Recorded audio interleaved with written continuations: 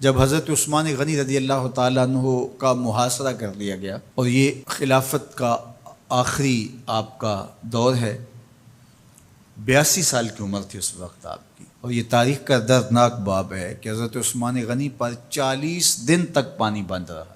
وہ ایک منصوبہ تھا، 3 لوگ 3 مختلف شہروں سے چلے، مصر سے، کوفے سے اور بصرے سے، 1,000 آدمی لے کر کے، اور مدینہ المنورہ میں پہنچ کر کے حضرت علی المرتضیٰ سے ملے، ام المومنین سیدہ عائشہ سے ملے، کبار اصحاب سے ملے۔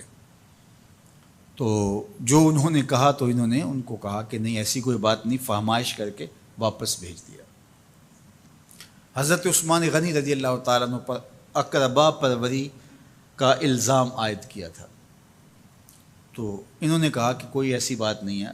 پھر یہ تھا کہ آپ نے کم عمر گورنر، کم عمر لوگ مقرر کیے، تو حضرت عثمان نے کہا کہ حضرت اسامہ بھی تو کم عمر تھے، حضور نے ان کو اگر مقرر کیا ہے تو یہ تو مثال ہمارے سامنے موجود ہے۔ لیکن یہ ایک منصوبہ تھا، اس منصوبے کے تحت یہ 3 جگہوں سے لوگ آئے تھے۔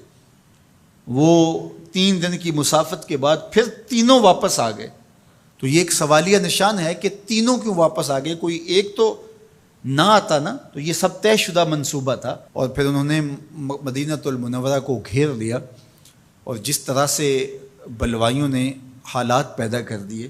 سیدنا علی المرتضیٰ رضی اللہ تعالیٰ عنہ تو شہر مدینہ سے باہر تشریف لے گئے تھے، اور اپنے بیٹوں امام حسن اور امام حسین رضی اللہ تعالیٰ عنہ کو حضرت عثمان غنی کے دروازے پر مقرر کیا تھا کہ ان کو ضرر نہ پہنچنے دینا۔ اب 700 صحابہ اجازت طلب کر رہے ہیں کہ آپ ان بلوائیوں سے نپٹنے کا میں جو ہے وہ اجازت نامہ مرحمت کریں، اور بہت سارے لوگ تو حج پہ جا چکے ہیں۔ یہ 18 ذی الحج کا واقعہ ہے جب آپ کی شہادت ہوتی ہے، تو وہ حج پہ جا چکے ہیں، تو جو یہاں موجود ہیں وہ اجازت طلب کر رہے ہیں۔ لیکن حضرت عثمان غنی رضی اللہ تعالیٰ عنہ نے کہا کہ نہیں، میں ایسی اجازت نہیں دوں گا۔ رسول اللہ صلی اللہ علیہ وسلم کا حرم شہر مدینہ لوگوں کے خون سے لالازار ہو، یہ میں اس کو گوارا نہیں کرتا۔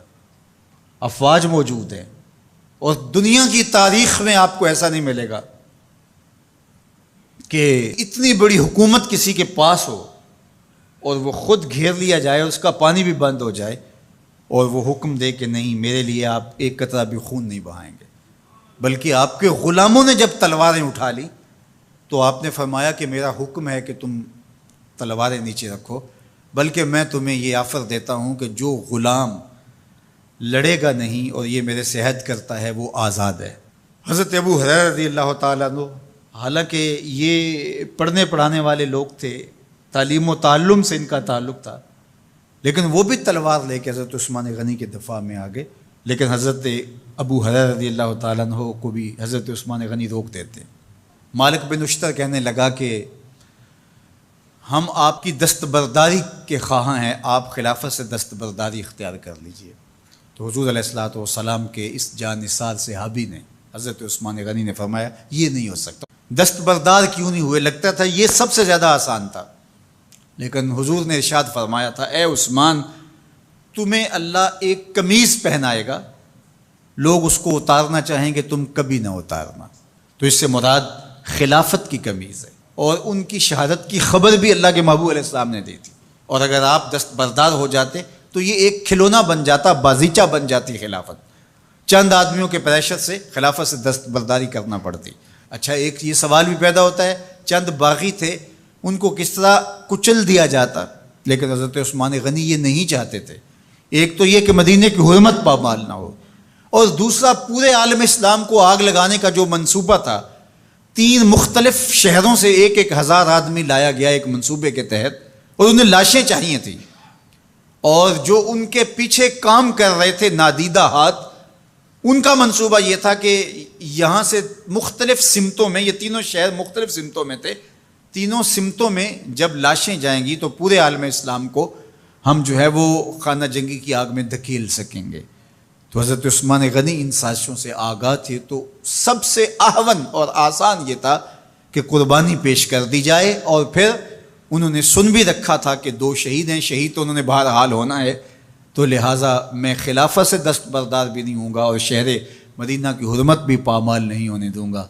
اور تیسری بات یہ ہے کہ میں خود مظلوم شہید کر دیا جاؤں، تو وہ آپ نے یہ گوارہ کر لیا۔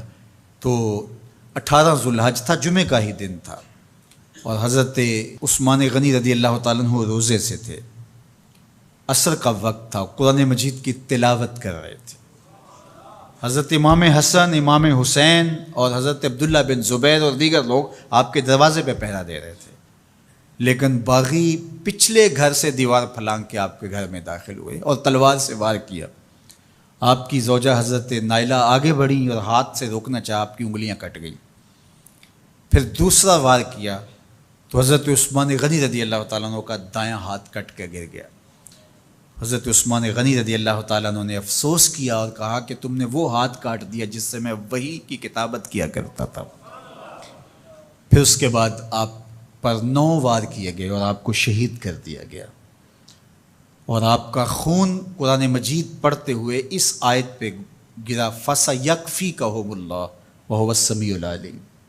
تو حضرت عثمان غنی رضی اللہ تعالیٰ عنہ مظلوم شہید کیے گئے، بھوکے اور پیاسے شہید کیے گئے، ظلماً شہید کیے گئے۔ حضرت عبداللہ بن عمر رضی اللہ تعالیٰ عنہ فرماتے ہیں کہ حضور فتنوں کا ذکر کر رہے تھے کہ فتنے ہوں گے، بہت بڑے فتنے ہوں گے۔ تو ایک شخص نے چادر اوڑھی ہوئی تھی اور وہ مجلس واعظ کے قریب سے گزرا جہاں حضور کچھ ارشاد فرما رہے تھے، تو آقا کریم نے اشارہ کر کے کہا اس دن یہ شخص حق پہ ہوگا۔ عبداللہ بن عمر کہتے ہیں کہ میں اٹھا اور جا کے دیکھا تو وہ حضرت عثمان تھے، تو میں نے حضرت عثمان کے چہرے کو پکڑ کے تھوڑا سا حضور کی جانب کیا اور میں نے کہا حاذا، حضور یہ؟ اللہ کے محبوب فرمایا ہاں یہی، جب فتنے ہوں گے تو فرمایا یہ حق پہ ہوگا۔ تو حضرت عثمان غنی رضی اللہ تعالیٰ عنہ حق کی راہوں کے مسافر، جنہیں حضور کی زبان سے شہید کہا گیا، اور شہید کسی کا انجام ہوتا ہے، تو حضور نے فرمایا یہ شہید ہوگا۔ شہید وہی ہوتا ہے جو بحالت ایمان اس دنیا سے راہ خدا میں اپنی جان قربان کرے۔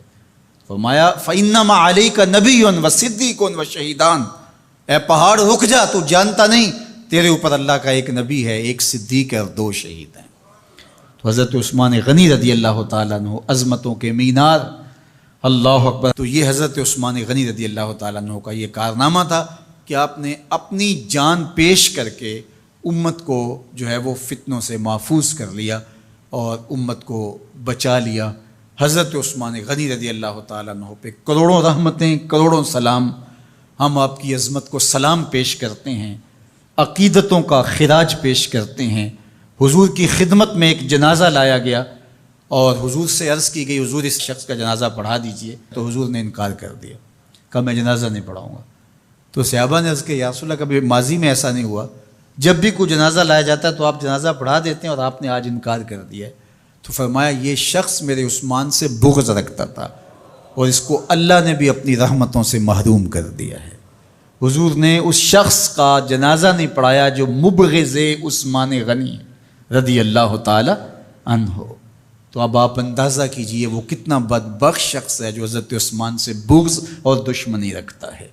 حضرت عثمان غنی رضی اللہ تعالی عنہ سے اللہ کے محبوب علیہ السلام نے کتنی خوبصورت ارشاد فرمائی، میں اس سے حیا کیوں نہ کروں جس سے اللہ کے فرشتے بھی حیا کرتے ہیں۔ یعنی عثمان غنی وہ ہیں جس سے اللہ کے فرشتے بھی حیا کرتے ہیں، اور جو عثمان غنی کا حیا نہیں کرتا اس سے بڑا بے حیا کون ہو سکتا ہے۔ حاکم نے مستدرک کے اندر روایت ذکر کی ہے کہ بہت سارے صحابہ حضور کی بہت ساری خوبیوں کے مظہر تھے، اور سب سے زیادہ حضور کے خلق کے مشابہ حضرت عثمان غنی رضی اللہ تعالیٰ، اور خلق میں سب سے اونچا درجہ حیا کا ہوتا ہے، تو حضرت عثمان غنی رضی اللہ تعالیٰ عنہ حیا کے اس مقام پہ فائز المرام تھے جو انہی کا مقصوم تھا۔ اللہ ہمیں حضور کے اہل بیت، حضور کے اصحاب، بلکہ حضور کے در کی مٹی کی تعظیم بھی نصیب کرے۔ اقبال نے کہا تھا خاک طیبہ از دو عالم خوش ترست، آن خنک شہرے کے آنجا دل برست۔ ہمیں تو طیبہ کی مٹی بھی اچھی لگتی ہے اس لیے کہ وہاں محبوب جو رہتے ہیں، تو محبت تو اس چیز کی متقاضی ہوتی ہے، محبوب کی راہوں کو بھی سلامی پیش کی جائے۔ تو جو حضور علیہ السلام کے ساتھ منسوب اتنی وقی نسبتیں ہیں ان کا احترام کیوں نہیں کریں گے؟